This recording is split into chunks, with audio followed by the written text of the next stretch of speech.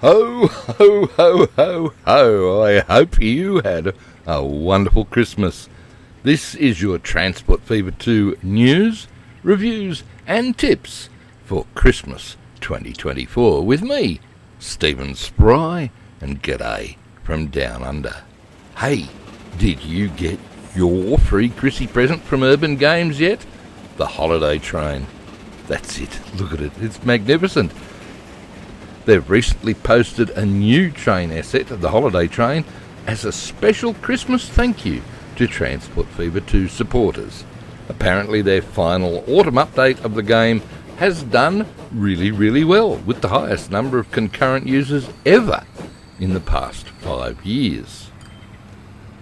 It seems the quality of life changes that they made, along with the cross-platform integration with consoles, has given your favourite game a new life for its 5th anniversary on December the 12th.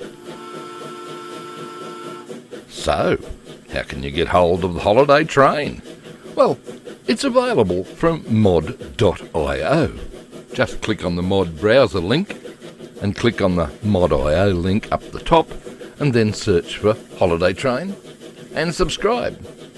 And it'll be on the Steam Workshop shortly, apparently. As well as subscribing, of course, one has to activate the mod in a save game for it to work. But listen, hey, while you're over at mod.io, search for Auto Snap Toggle. Subscribe to that one, because this is a fabulous little tool that addresses the awkwardness that comes with the new snapping mode that's in the autumn update. You know, the one where you had to use the C key to bypass if you wanted to fiddle with the exact placement of buildings up against roads and blah blah blah, because this auto snap toggle actually disables the auto snap by default, which means you don't have to be like an octopus and hold down the C and the shift and the M and the N, and if you ever want to fine-tune your building placement. Speaking of mod.io, how is it going over there? Well, at the time of recording, you can see there are well over 500 multi-platform mods and assets available. So it's taking some time porting things over from Steam to the multi-platform place, but it certainly is still very exciting news for console players to have access to so many mods for Transport Fever 2 for Christmas. And in their Christmas bulletin, Urban Games dropped yet another hint about Transport Fever 3. Will this ever happen? Well, they keep hinting vigorously about their next exciting thing, and apparently we can expect an announcement sooner rather than later. While some commentators suggest that might occur in the next few days, I'm betting whatever it is, it's going to happen in the first half of next year, the first half of 2025. And I'll pluck a guess out of mid-air and say May. But whenever it comes, I can hardly wait. While I'm here, we're looking at another new mod for Christmas, as we've been following the holiday train, and that's Tom's Drag and Drop Winter Wonderland mod, available on Steam. Now, I showcased this in the last episode of Collabria last week, only to stuff it up somewhat by not reading the instructions properly. I decided to set the environment in that to snowy climate and got a totally different result. So unless you only want a light dusting of snow, don't do that. Just turn it on, activate the mod and save it, and it will totally transform your save into a total whiteout, with the ballast and the roads and the buildings covered in snow and all the trees looking extremely wintry. I think they've done a damn marvellous job with it.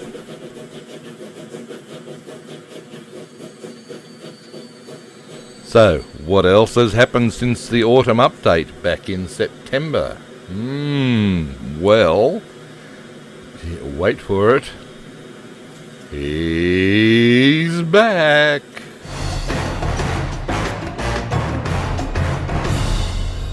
Yep, that's right. After an extended 20-month disappearance from our game, the Colonel hath returned with his new Evolution series in mid-October, once again entertaining Transport Fever 2 fans with his sparkling, witty commentary. Nice to have you back, sir. Interestingly, the model that he's used for this series, alternating videos for the public and his Fail Brigade members, has created a bit of controversy. But personally, I think it's an interesting concept for creators to consider about how they might implement memberships on their channels. Welcome back, sir. Your stats signify your importance to this game. Merry Christmas to you too, by the way, Colonel. Last weekend saw the Christmas edition of the YouTube Transport Fever 2 collaboration series called the Cinders Cup. For the previous 26 weeks since the end of June 2024, Transport Fever 2 YouTube creators from England and Australia have been jointly working on a map, passing it along via the interwebs to each other every week, with new episodes every week. Interesting concept? Yeah, only about 30 years old, passing things along via email, but hey, it worked well. We had great fun. It's been very exciting to be a part of and certainly great fun to watch. We also had a range of challenges that tested our abilities to the max.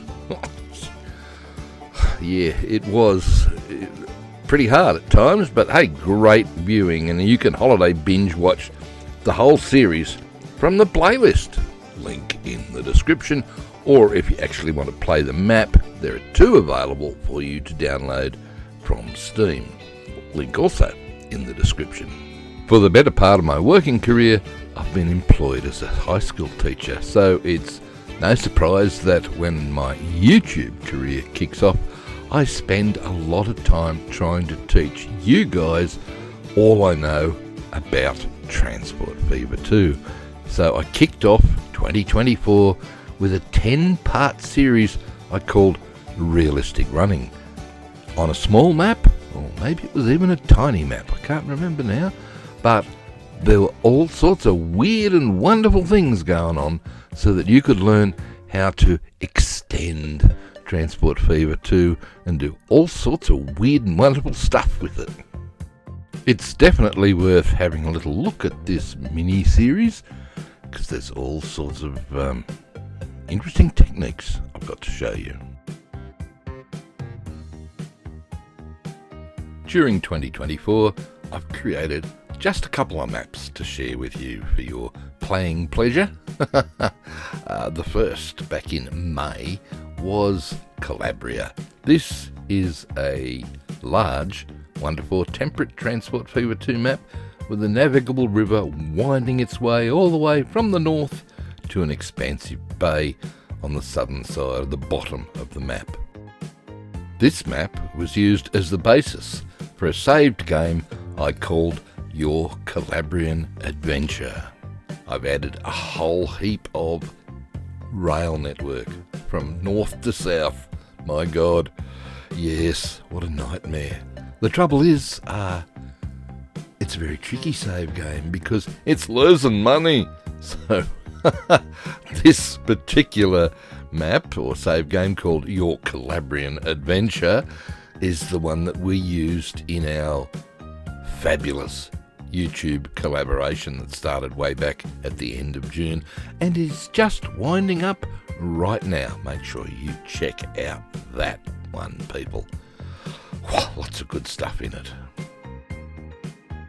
Back in June of 2024, I released another map called Great Southern Land. This is a large 1-to-1 dry Transport Fever 2 map with multiple lovingly handcrafted biomes, and inspiration for this map, I have to acknowledge, it comes from the great work by YouTube creator $2.20. I borrowed the height map from his Oceania map theme for City Skylines to make this one, and have used it for the last 6 months to form the basis of my Land Down Under series, tracing the hysterical, yes, often at times hysterical development of early Australia, starting way back in 1788 with the First Fleet. So far, I'm up to, sometime in the 1840s. The gold rush, I think, is going to be kicking off the new year, so maybe you should think about checking out that series too. There's no towns with this map. I've got to do everything. There's a couple of industries, as you can see, but basically we start from scratch and build it a la City Skylines style, I suppose. Lots of luck with that one, Stephen. Yeah, well, it's certainly been a learning curve and a half, and I've thoroughly enjoyed doing it too.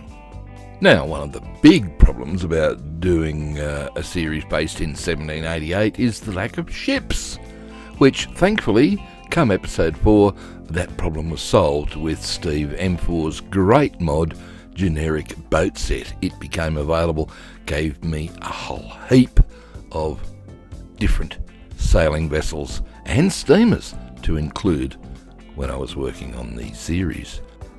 And of course, all of these old sailing vessels require something appropriate to dock to, and let's face it, the vanilla harbours are so not 1780, 1790, so I looked for something different and found Ingo's small ports.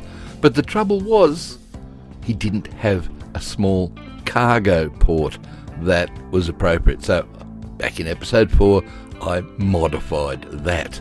But guess what? Look at the date. Yes, he has just updated his small ports mod with a cargo option as well. Thanks, mate. Makes all the difference, and I'm glad to be using it in my series now. Thank you very much, and Merry Christmas to you too, Ingo. Right, it's time for my big tip of the year. Oh yeah, just watch what's going on here. We've got 2-lane roads on either side of a 4-laned section of road. And you'll notice that you've got on the right hand side a bus stop, and on the left hand side a goods dropping area. So, very interesting. It gets the buses and the goods trucks out of the way. There we go, look at that, room straight past. Lovely, nice to see. The U-turn isn't though. Sorry about that. Oops. Thought I'd also throw in some of my YouTube stats for you to have a quick look at, if that's the sort of thing that floats your boat. See what happened in the last, during 2024 on my channel. May or may not be useful to you. What I did particularly like is the hurry up, the number of popular videos. What's the heading called? Gosh, there we go. Your top content in this period. The first one being 11,000 views on a short, which, waste of time and space, I think, those ones. But out of the remaining 9, it's interesting that there's a couple there that are several years old and are not related to Transport Fever 2.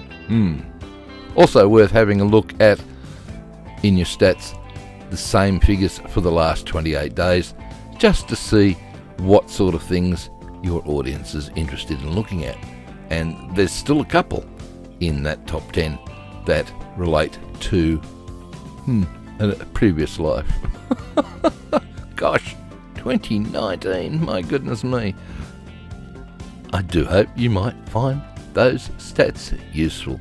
So, to finish off today, what I thought I'd do is just head on back over to the holiday train and take a little cab ride off into the sunset, just so we can enjoy Tom's Drag and Drop Winter Wonderland once again. And thanks for being with me for 2024, ladies and gentlemen. Your comments, suggestions, likes, and even your dislikes are greatly appreciated. Yes, I've still got my, I've actually grown a couple of perpetual dislikers now, which is great. More the merrier, all helps feed the YouTube algorithm.